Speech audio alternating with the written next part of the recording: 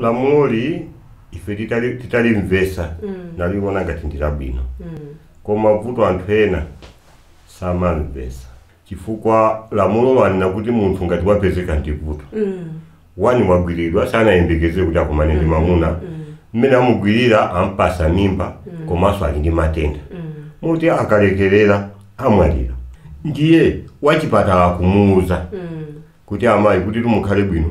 muyenera kuchosesa mimba ndiye munthu wina wakumuuza kuyankhula kuti lamulo ndilachaba kuchosesa mimba khanga tikusamvesa chifukwa vuto lapeza ndi munthu ameneyo komanso akapezeka ndi matenda aja apasidwe chikalata apite ku polisi akaone mmene walembera dokotala aku polisi asayinire